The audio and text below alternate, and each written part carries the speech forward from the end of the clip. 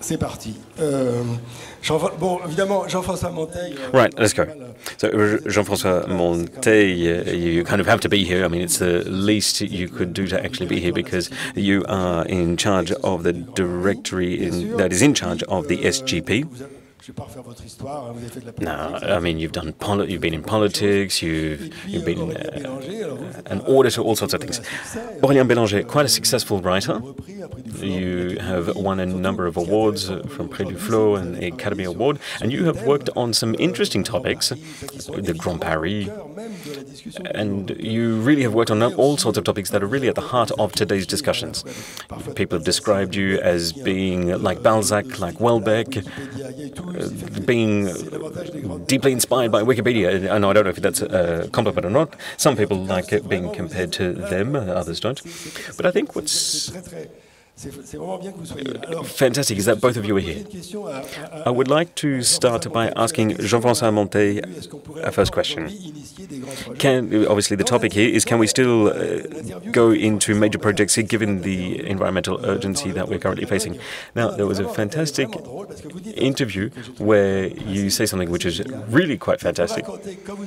So you said that when you were a teacher, you would give your students as homework, they would have to think about their ability to build major infrastructure, and you would tend to give good notes to those people who would come back and say it's not possible. You would give good grades to them. Now, before you even answer that question, can we still do it? I would like to ask you a question. How did you end up working on major projects in the first place? Well, I was caught by my own contradictions. While you want to be an optimist, you still have to be quite mindful and wary. So we are currently working on the LPL, and we actually overcame a major hurdle because obviously we wanted this project to come to fruition, and the train station will be open in just a few days over near the Pleyel Tower. Now, I can't really answer your question, but what I tend to say is that it's more a coincidence, quite a miraculous coincidence. A whole number of small events where we had the right intuition about 15 years ago, where we had wrong intuition, well, it was corrected as we made headway. I continue to think that this is a project that is making headway and that everyone now truly understands, and we see that it will be seen to its logical end. And I mean, there is so much that can happen nowadays which could explain why this project has been successful, but I still think it is quite an exceptional project. Now, when I think nowadays if I were to be teaching, I wouldn't necessarily grade those papers in the same way. Now, I'm not going back on what I've said in the past, on the way I would have framed the question in the past. I'm still very mindful of such projects, and there is a sense of frustration when looking at the public sector and how the public sector doesn't really take action fast enough. And that's probably what I've said at the time, but now I'm a little different. Aurélien, how do you see the Grand Paris Express? Because here we're talking about a major web of railway and transport networks. How do you see it? How do you think about it? Well, I see it more as a question of mythology.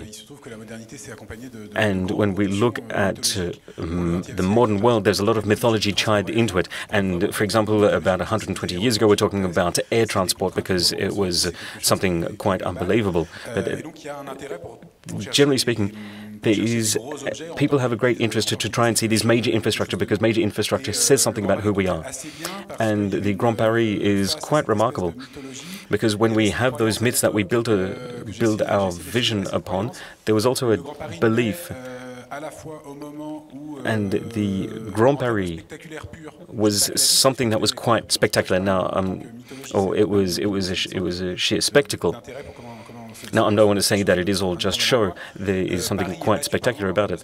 And Paris, for such a long time, had been quite a spectacular city, and it was a way for coming back to the fore to compete against countries like China, which was also going in the same way. And I think the Line 14 dates back to the 1980s, and it was a way of taking Line 14 and continuing on with the construction of Paris, because with Line 14, it was almost as if Paris was built and it was set in stone.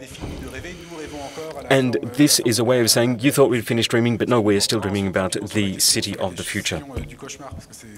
Dream, nightmare, who knows? Some people see it as being one as the same, but obviously that's the way history always works. You start by building a dream, you end up building a nightmare. But the thing is, I loved it because it was quite a fantasy world that we're exploring. And the mythical aspect of this project, it may seem quite far off, but if you remember back in the day when we're talking about it, the Grand Paris was actually built upon mythical terms, because it was built upon a notion of sacrifice with the Zedobuna, who was actually shot down by police back in 2005, and that's where the initial idea came from for the Grand Paris. So it didn't just come out of nowhere. So the impact of the initial myth of the Grand Paris starts on, for want of a better word, a notion of human sacrifice.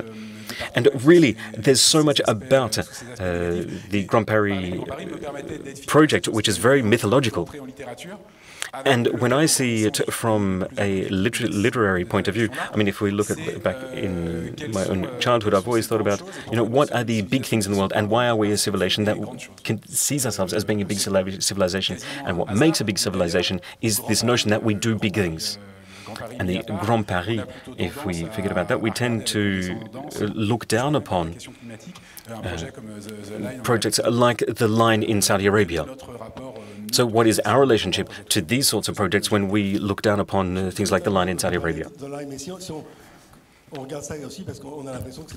Now, I think the reason we look down upon the line is because it is being an aberration from an environmental point of view, but we're also fascinated by it. We're fascinated by the expanse of such a project. Now, nothing yet says that the Grand Paris Express isn't going to be an environmental aberration either. I mean, look about the amount of concrete being poured, the amount of oil and fuel being saved, and looking at that. Have you calculated that? Or maybe it's a bit too late now. And there are always hidden costs that we never really hear about. Well, what do you have to say about that, Jean-François? Well, I didn't think we were going to get into into such a discussion so soon. Aurélien Bellanger, he actually touches on something which is really true. Back in the day, I was part and parcel of that, the initial days of the Grand Paris project. Now, I don't know if I look like the hero of your mythological tale, but that's what I felt like. Well, really, what sticks with me from that time, without going over the past, is that there was a feeling of doubt. I remember being in meetings and we had to quickly decide how we're going to make the Grand Paris, but my memories are quite vague of that time. But from my own opinion, the only very clear memory I have of that is that every time we would say, okay, we're going to make a decision, we're picking this option over others, but it may take us down a wrong path, it may turn us, take into something of a dream or something of a nightmare, as you just said. And we always see these sorts of major projects where it wasn't always a beneficial outcome for everyone. And you're very right in touching that. The protests in Clichy and Vermeil, they are the founding myth behind the Grand Paris project. And they are very present in everyone's minds. And they're very present whenever going out and speaking with local community representatives back in the time.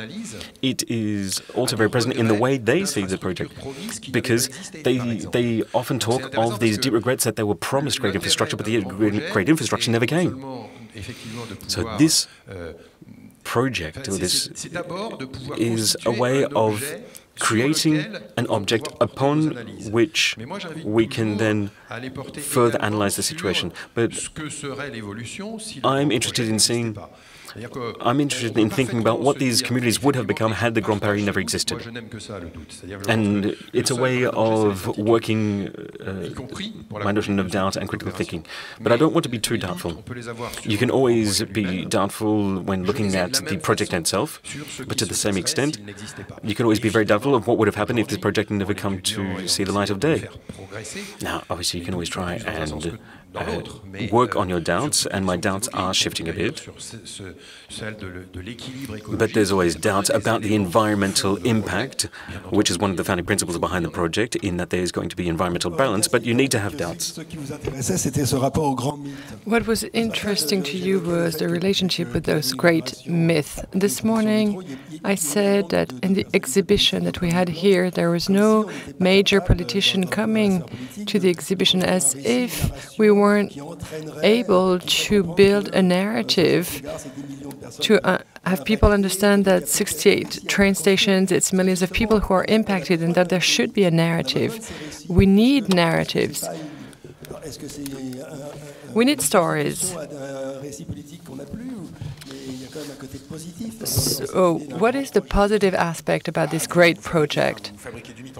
Yes, you're making myth live here. Nicolas Sarkozy, at the end of the day, will leave his name associated to this symposium. It will be useful to him personally, and it will give some kind of visibility to the event. So yes, I'm not worried.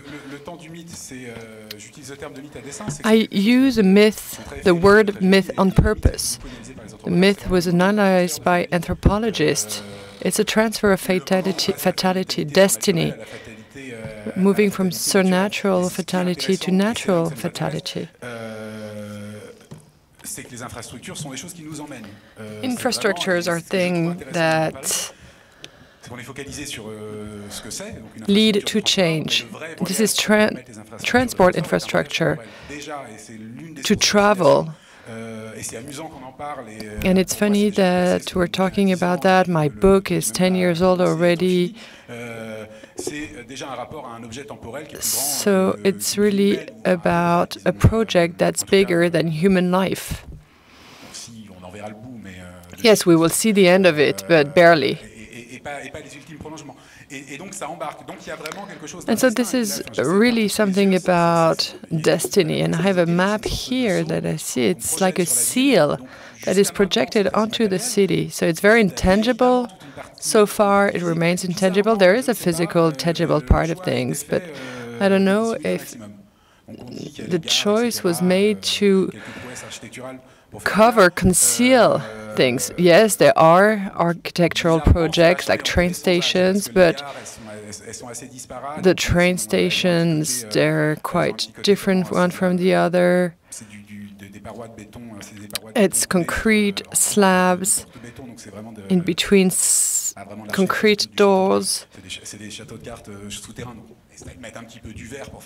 And they put some green to make pretend, but really what I'm interested in here is the object. And it's really interesting because sometimes we think of architecture in terms of building, but no, architecture is what you see, what is visible in a myth. So Paris may hide behind train stations, but it's part of the myth that it's concealed. This myth is close to that of efficiency, progress. I used the character of Sarkozy in a novel when the A86 motorway was closed and a tunnel was built.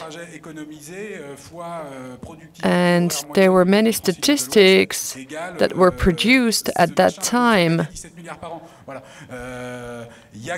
It was all about numbers and figures and cost. But it doesn't matter. It's about questioning the myth as such. Sorry, I forgot about your question, he says. Well, what I like about what you're saying is the idea of fragile architecture. What you're saying is interesting. First, you're saying that it's an underground project that's not visible, that is put under the carpet. It's concealed in a way. That's an interesting vision, because it's true that at one point it was about building an airborne network, not an underground one. And it would have been good in some ways to be able to see these networks. There's also something else that's interesting. You're saying that architecture, Mr. Monteils, is the advanced phase of a myth, and that's good for architects in a way, because it means that they have a role to play. But are they here to make things visible or to conceal things? Well, maybe both. But now, regarding the 68 stations that are concealed, what do you think about that? No, not the stations, it's the tunnels that are hidden. It's interesting. Well, we have a different vision, but it's good. I come from a public background. I'm a technician, and the question I asked my student was, is it possible to make a big project? My answer was no at the time, because I listed all the obstacles that we would face. It's not about being useful or not, it's just about, is it feasible? And the answer at the time was no. The question of big projects is also a question of democracy.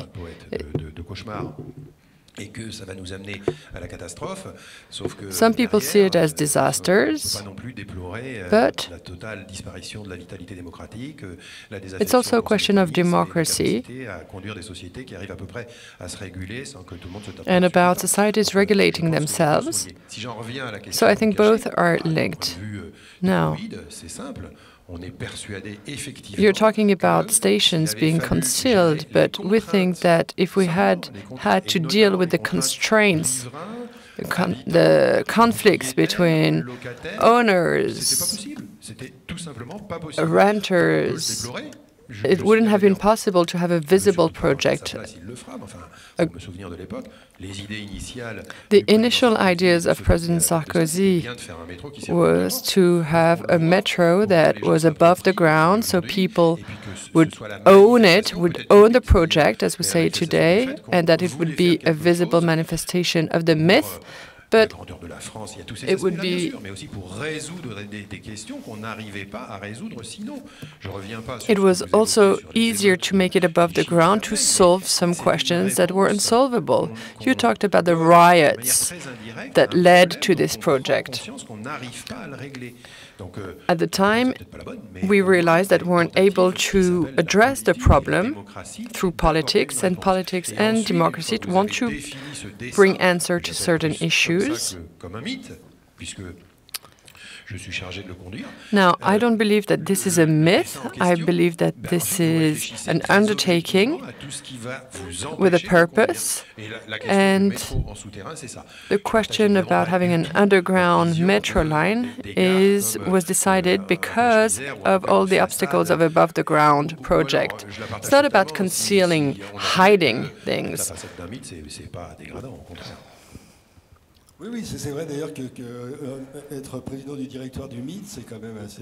You're a chairman of the myth. That's quite an honorary function. Aurélien, you seem to think that the project was not necessarily useful. Is that what you think?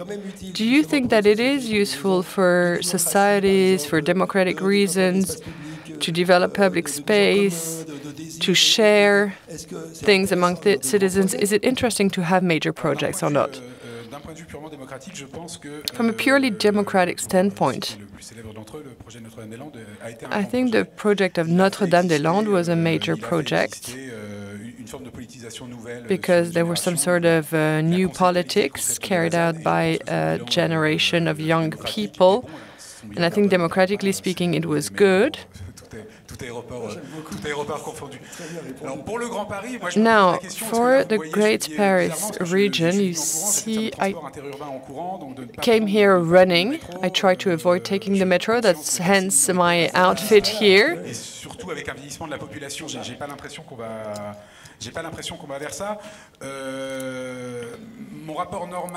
So now the way I experience mass transit is impatience, the idea that you need to take a lot of many stairs to go underground. I think that's insane in a way.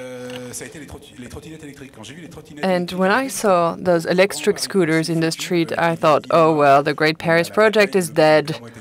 But clearly there was a lobbying campaign against these scooters, and they won. What I think is interesting and why I'm most critical about the project is that I lived in Essonne department when we had the extension of the regional train there. I lived in a residential place, and with the new regional train, people were happy, but only for 2 weeks. And then, you know, you need to get prepared. As soon as it's completed,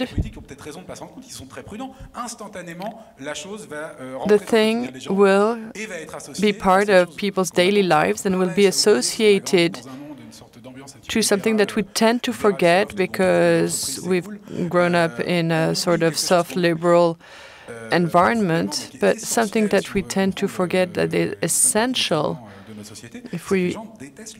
is that people hate being corporate employees.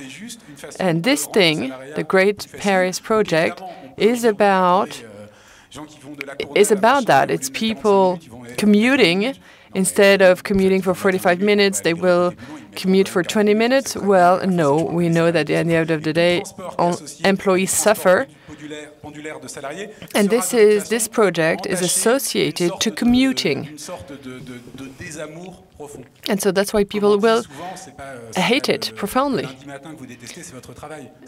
On Monday morning, it's not mass transport that you hate, it's your job.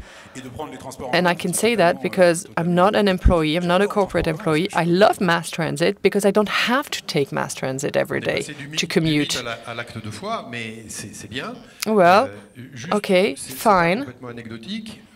En arrivant, j'ai essayé de comprendre comment marchait un métro automatique. Je ne dis pas du tout que j'y suis arrivé, mais j'en ai profité pour aller voir ce qu'on appelle un poste de commande centralisé. When I arrived here, I went to Line 14 Centralized Command Center, and I spoke about the people there. It was just post-COVID, and I asked them about the people coming back in the metro in the morning, and people were saying, you know, Line 14 is automatic line, and it was easier to put everything back into normal service, especially during non-peak hours.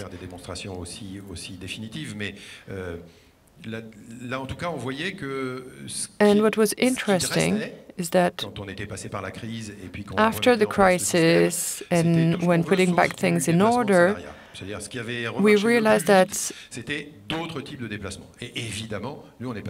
non-commute transport was the things that went back to normal quickly. And that's why the Great Paris Project was created, which is another philosophy. It's between suburbs. So between suburbs, maybe it's corporate employees, but not only corporate employees commuting.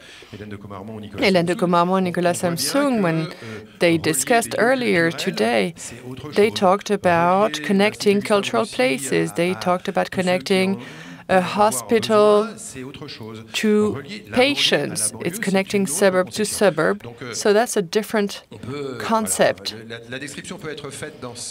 So maybe you can see things your way.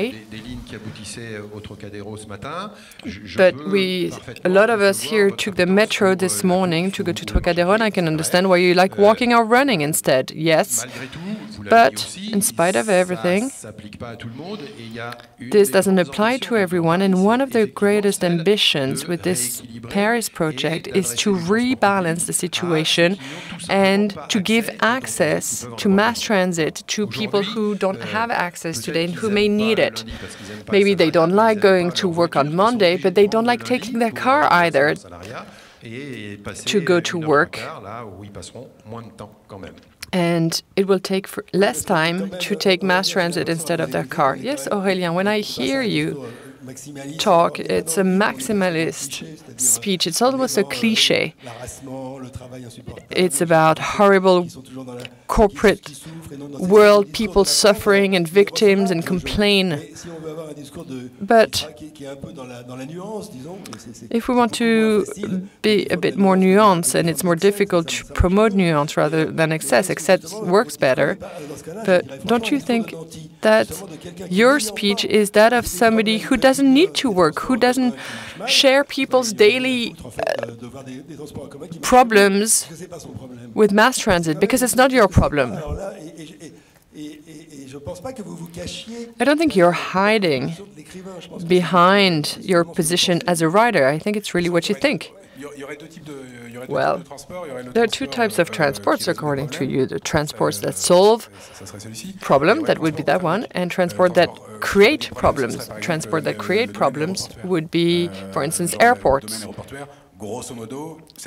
Basically, airports are useless. Well, they're a big employer, yes, but it's a bit of old-fashioned industry that is meaningless in the future. Now, if we want to open a new lane in Roissy Airport, we know that it will create some problems. So it's difficult to extend airports, to expand airports. So technical progress and social progress are different. And I feel sorry for the Great Paris Project because, it's the Königsberg bridges, Sometimes you discover that it works and sometimes you see that it doesn't work. And Euler was a major mathematician and he invented topology, say it works or it doesn't work. I don't think the Great Paris Project has found its way out. I think we're talking about 8 to 12 million people. It's not easy. It's a big metropolitan area. There's a lot of pressure, competition with other metropolitan areas and big cities. We see that with the Olympic Games.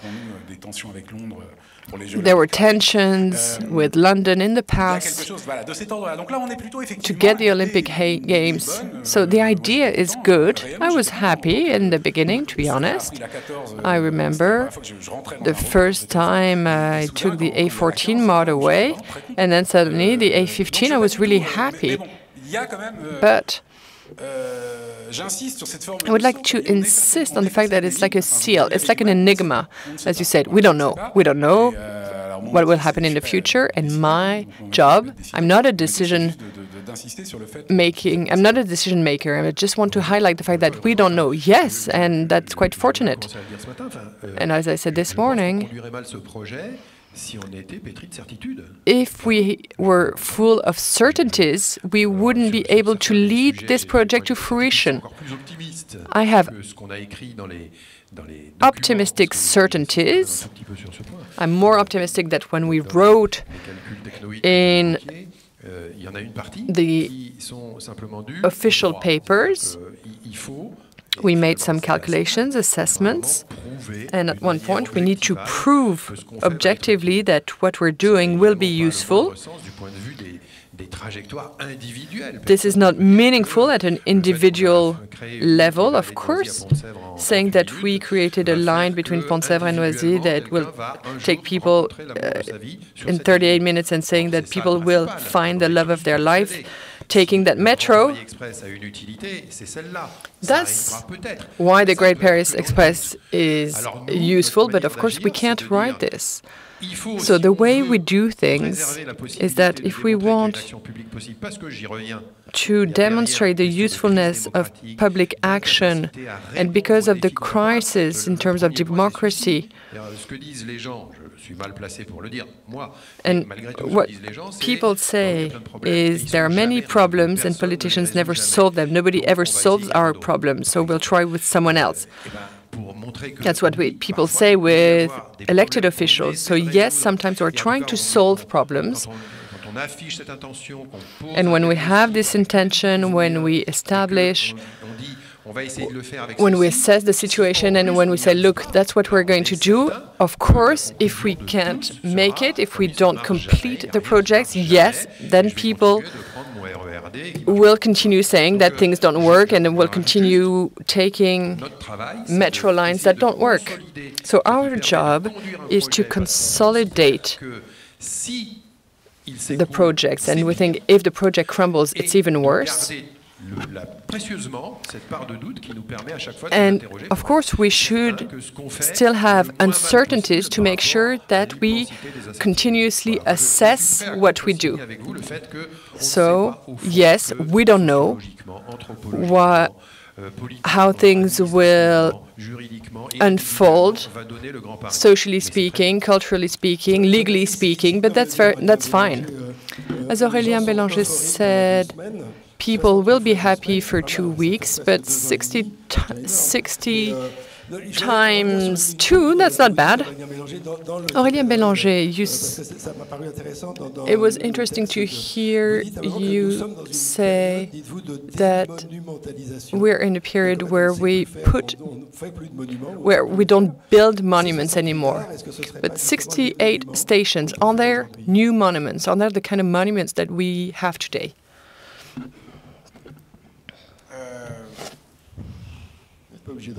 You don't have to answer. Well, to be honest, I wasn't able to see the exhibition and to see the different stations completed.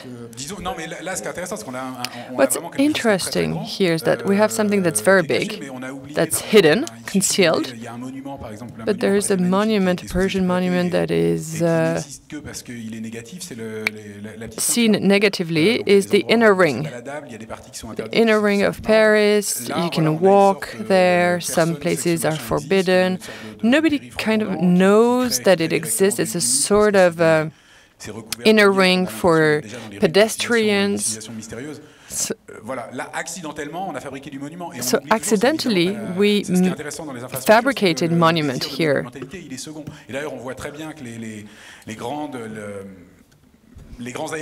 And we see with big airports. First, in Roissy, the first big airport that we built, we thought, okay, we're not going to build this again. It's not about building nice-looking airports. And that's now the concept with train stations. It's about managing flows.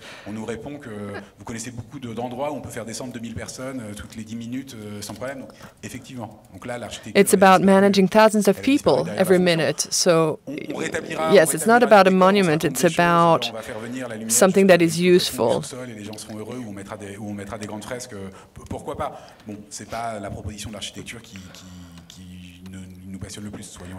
It's not fascinating in terms of architecture, though.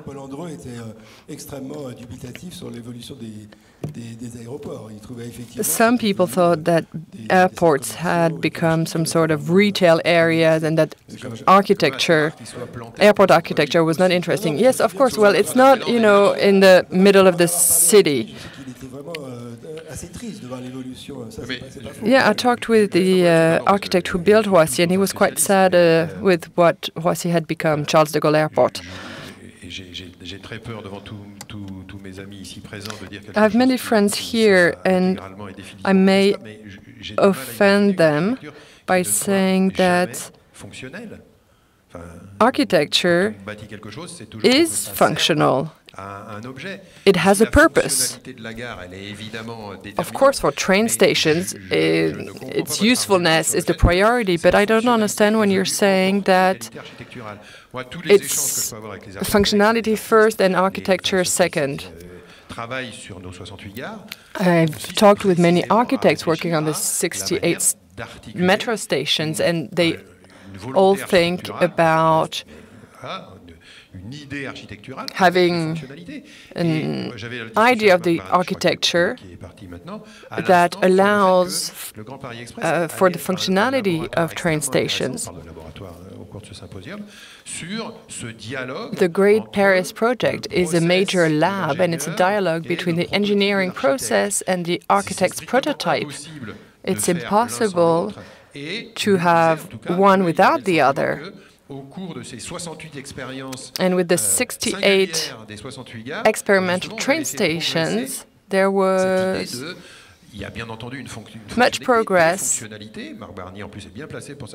done on the idea of the functionality of a train station. It's about giving up on certain projects.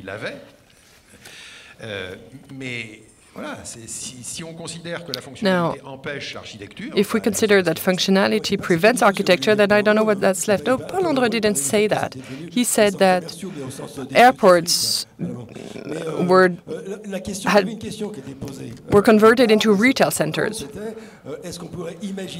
Now, can we imagine other great projects given the environmental situation? You said maybe a series of miracles led to the Great Paris Project. Of Aurélien was a series of nightmares, but maybe they go hand in hand.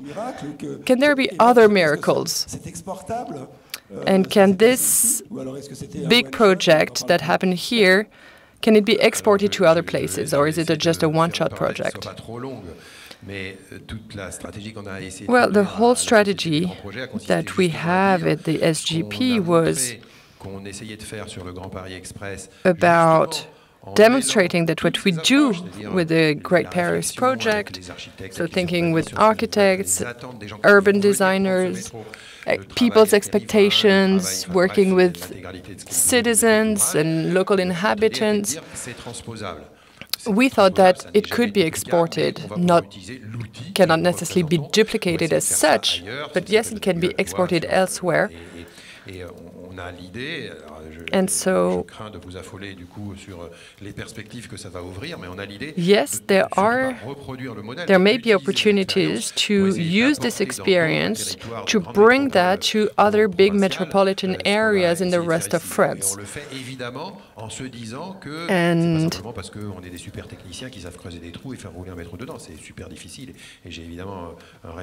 yes, it's very difficult technically speaking, but we integrated different dimensions that made this project possible. Aurélien, in what you're saying, there's a mix of analysis and also impatience. Would you consider thinking what would come next after the Great Paris Project and another novel, a sequel to your first novel? Maybe it's a bit early, but maybe you can have an employee that would think about what would come after the project with the next lines, 19, 20, 21, 22. Next metro lines. It's a bit complicated to imagine the future, but it's applied social sciences. It's about Bruno Latour's work, for instance. Bruno Latour's book on Aramis. Aramis is a social scientist studying the project of a project that was forgotten. It's a sort of French matrix where you have both human sciences and architecture working together.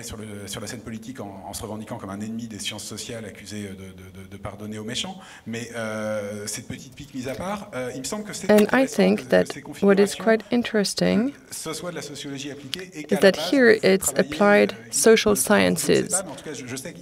But I know that historically the RATP worked on this. And I try to be as pessimistic as possible. But I think Bourdieu here with this drawing, Bourdieu is looking at what we do. It's Bourdieu that was badly understood by technocrats, and maybe France is only this, but it's a start. I agree fully. Okay, so I'd like to add something, actually. So you consider that your work is akin to that of a sociologist, yes?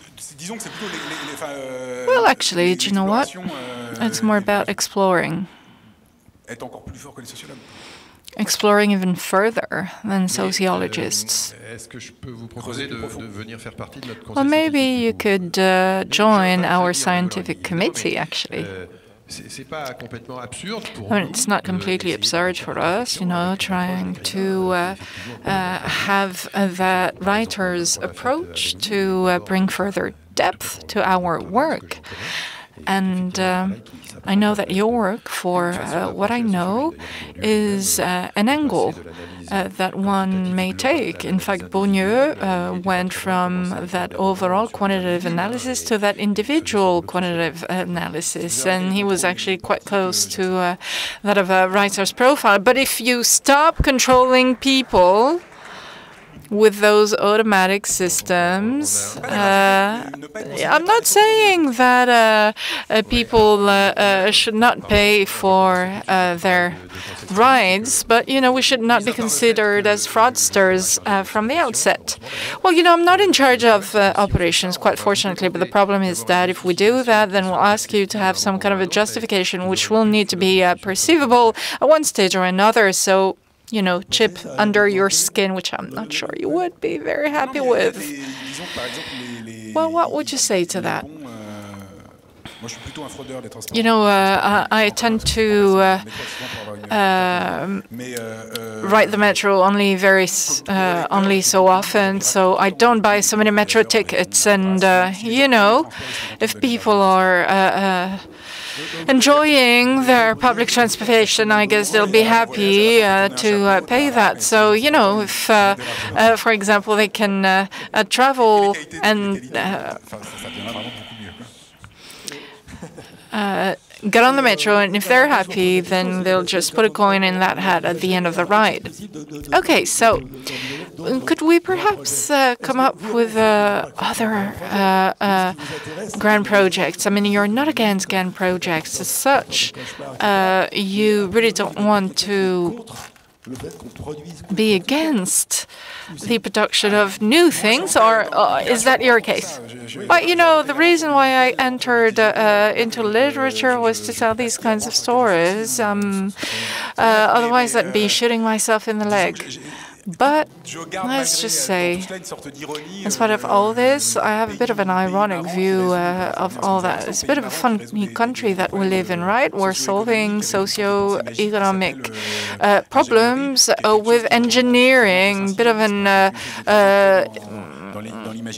imaginary view on things that takes us all the way back to Saint-Simone. Yes, I agree. It brings us back to one of the points in our discussion, i.e. this project. Is it conducted by experts? Is it expert-led?